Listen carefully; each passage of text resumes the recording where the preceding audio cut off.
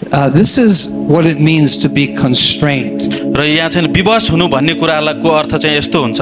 The verse says, Paul said to the Corinthians, the love of Christ constrains me.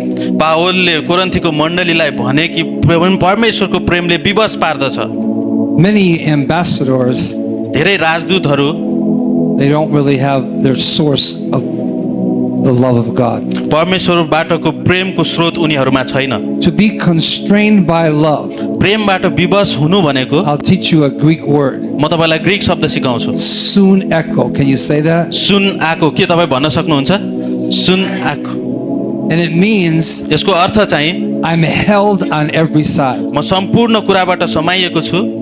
It prohibits me, यसले मलाई अवरोध पुर्याइरहेको छ। stops me यसले मलाई बाँधिरहेको छ from considering any other option. अरू कुनै अवरोधबाट ध्यान नदिनको लागि। Are you with me? के तपाईँ मसँगै As हुनुहुन्छ? a Christian एउटा विश्वासी भएको or नाताले, as a leader, एउटा अगुवा भएको नाताले maybe my people upset me, सायद मेरा मानिसहरूले मलाई दुखी but the तुल्याउँछ, love of Christ constrains me. तर परमेश्वरको प्रेमले मलाई विवश पार्छ। Maybe there's physical problems. त्यहाँ चाहिँ शारीरिक समस्याहरू हुन सक्छ, The love of Christ constrains me. परमेश्वरको प्रेमले मलाई विवश पार्दछ। Maybe I be like James and John and I'd like to call down fire on a village. सायद म याकुब र यूहन्ना जस्तो But the love of सुसमाचारको Christ प्रचार हुँदाखेरि आकाशबाट आगो आओस् constrains me. भन्ने चाहन्छु, तर परमेश्वरको प्रेमले Maybe विवश I'm पार्छ। Peter. लायक पत्रुस जस्तै I'd like to kill somebody, म कसैलाई मार्न चाहन्छु, but I only cut their ear off. र तर म love of मार्न Christ सकिनँ। परमेश्वरको प्रेमले विवश पार्छ। Holds me in on every side. सम्पूर्ण कुराहरूबाट मलाई समाइराख्छ। Maybe my wife does something, सायद मेरो श्रीमतीले केही गर्छिन् होला मलाई, and I would like to somehow do something about it. र म सायद त्यसको विषयमा The केही love गर्न of चाहन्छु, Christ तर परमेश्वरको constrains प्रेमले me. मलाई विवश पार्छ।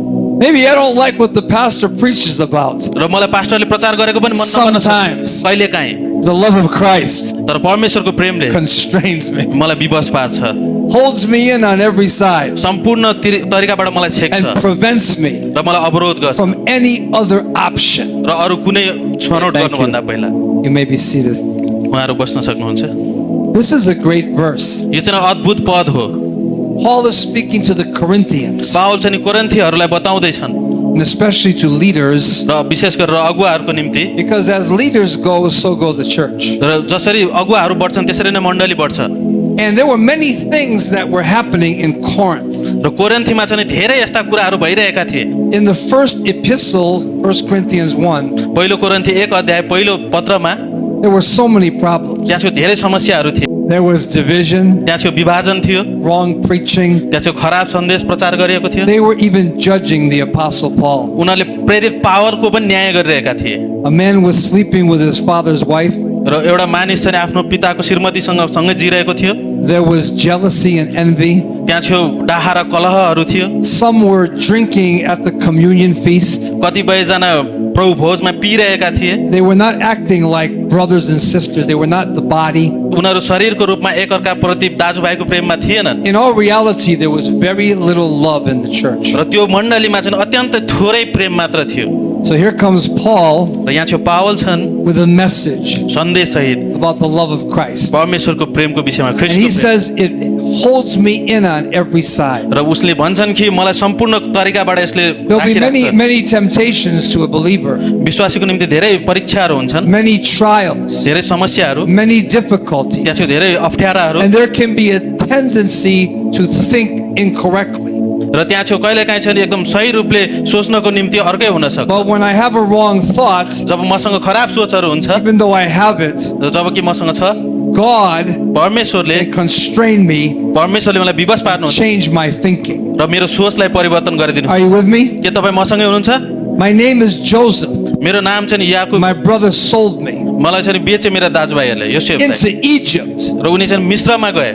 I'm a leader. म चाहिँ अगुवा हुँ, I'm 17 years old. म चाहिँ 17 वर्षको छु। God gives me a vision that he doesn't give my brothers. र उनले चाहिँ परमेश्वरले आफ्नो दाजुभाइ प्रतिको एउटा दर्शन उनलाई दिनुभयो। It said 4 times they hated Joseph. र योसेफलाई चाहिँ 4 पटक घृणा गरियो भनेर And the भन्यो। more he talked about his vision, जब हामी दर्शनको विषयमा कुरा गर्छौँ, they hated him more. र तिमी चाहिँ त्यति नै घृणा गर्दै गए। By the way, when a man keeps a vision to himself, he may not be hated, but when he talks about it, and tries to live by faith, he'll be hated.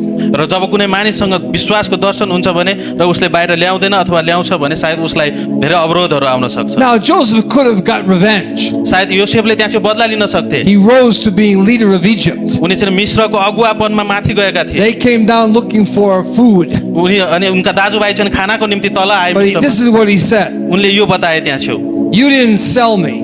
तिमीहरूले मलाई बेचेनौ, God sent me परमेश्वरले मलाई पठाउनु to भयो save many people alive. धेरै मानिसहरूलाई बचाउन। See, maybe his thoughts would be for revenge. सायद उनको सोचहरू चाहिँ बदला But you know what हुन सक्छ। happened? तर के भयो तपाईँलाई थाहा छ? Love of Christ परमेश्वरको प्रेमले, constrained him, ख्रिस्टको प्रेमले held विवश him in on every side, सम्पूर्ण तरिकाबाट त्यसो prohibited रोक्यो। him र त्यहाँ from taking revenge. उनलाई बदला लिनबाट can't रोक्यो। move. उनी हट्न सकेन। There's no movement. त्यहाँ चाहिँ कुनै हट्न सकेनन् उनी। Are you listening? के तपाईँ सुन्दै हुनुहुन्छ? Huh?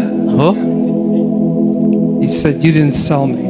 उनले भने मलाई तिमीहरूले बेचेनौ। Even when their father died, जब उनीहरूको पिता मरे त्यहाँ छेउ, when Jacob died, जब याकुब मरे the brothers thought र ती भाइहरूले सोचे, the only reason दाइहरूले सोचे कि एउटा कारण Joseph didn't take revenge र योसेफले बदला नलिनेको is कारण because our father was still alive. किनकि उनको पिता चाहिँ जिउँदै थिए भनेर। And they came to him 17 years later. र 17 वर्ष पछाडि In योसेफको अगाडि Genesis उनीहरू आए 50. र त्यो चाहिँ उत्पत्ति 50 अध्यायमा And they said, We beg you, र उनले भन्छ म तिमीलाई क्षमा माग्छु, forgive.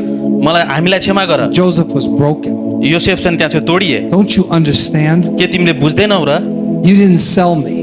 तिमीहरूले मलाई बेचेनौ, God sent me. परमेश्वरले मलाई पठाउनु God भयो, sent me. परमेश्वरले मलाई पठाउनु भयो। And when a man or a woman जब एउटा स्त्री र पुरुष or a church अथवा मण्डली is constrained by love, जब प्रेमबाट विवश हुन्छ, we are not constrained by politics. हामी राजनीतिबाट विवश We are होइन, not constrained by money. पैसाबाट हामी विवश We होइन are not constrained by popularity. र प्रख्यातिहरूद्वारा पनि We हामी are विवश होइन, not constrained by the approval of people. मानिसहरूको ख्यातिबाट पनि हामी We are not constrained by all of the things that go on in a culture. र सम्पूर्ण सांस्कृतिक परिस्थितिहरूबाट हामी विवश But we हुँदैनौँ। are in this life, हामी यो जीवनमा छौँ and the love of Christ र यसु ख्रिस्टको प्रेमले constrains me. विवश पार्छ मलाई, Constrains me. मलाई विवश पार्छ। There's been many times as a church leader, र त्यहाँ चाहिँ मण्डलीको अगुवा भएको समयमा धेरै पटक I could get very angry, म धेरै रिसाउन सक्छु सायद, very upset. र धेरै दुखित हुन सक्छु। One time, एकचोटि I ran 2 homes for heroin addicts. र मैले 2वटा घरमा हेरोइन एडिक्टहरूलाई देखेँ। Every Saturday, हरेक शनिबार 5 of the men, त्यहाँको मानिसहरू and they were prisoners. उनीहरू चाहिँ नि बन्दी They थिए, were given to me by the courts. उनीहरू चाहिँ नि कोर्टबाट मलाई दिएका They थिए। would take my car and clean it beautifully. उनीहरूले मेरो सम्पूर्ण कुरा सुन्दरपूर्वक Oh, राखेका they थिए। did a beautiful job. उनीहरूले राम्रो काम गरे, It was सफा so shiny and clean and polished. र उनीहरूले सबै कुरा सफा गरेर राम्रो चम्काए। But I noticed तर मैले यो कुरा याद गरेँ, it took them 5 hours. उनीहरूलाई 5 घण्टा लाग्यो त्यो सफा And I गर्न। thought something's not right. र त्यहाँ चाहिँ केही खराब छ भनेर सोचेँ। Then the police came. र त्यसपछि पुलिस And आयो, they said to me, र उनीहरूले मलाई भने, Pastor Shibeli, pastor Shibeli, some men केही व्यक्तिहरू from your house तिम्रो घरबाट have used your car तिम्रो कारलाई प्रयोग गरे to commit armed robbery. र त्यहाँ चाहिँ नि चोर डकैती गर्नको निम्ति। These are my friends. उनीहरू चाहिँ मेरा साथी थिए। And when they came, जब उनीहरू आए, I looked at them, मैले उनीहरूलाई हेरेँ, and the policeman said to me, पुलिसले मलाई What भन्यो, shall we do? हामीले के गर्नुपर्छ त अब? I said, They belong to me. मैले भनेको उनीहरू मेरा, It's okay. त्यो ठिकै छ, Let them go. उनीहरूलाई जान I दियो, will handle this. म यसलाई सम्हाल्ने छु। 3 of them are pastors today. आज त्यो 5 जना मध्ये 3 जना चाहिँ पास्टर छन्। Are you आज। listening? The love of Christ, what? Yeshu The ख्रिस्टको love of Christ, what? येशू ख्रिस्टको प्रेमले के गर्छ? Constrains me. विवश पार्छ। I want to म यस्तो गर्न चाहन्छु, love of Christ. येशू ख्रिस्टको प्रेमले Instead of this, यसको साटोमा instead of the love of Christ, I want to hit him. म उनलाई चाहिँ हिर्काउन Love चाहन्छु, of Christ says. तर येशू ख्रिस्टको प्रेमले यस्तो गर्छ, किस गर्छ।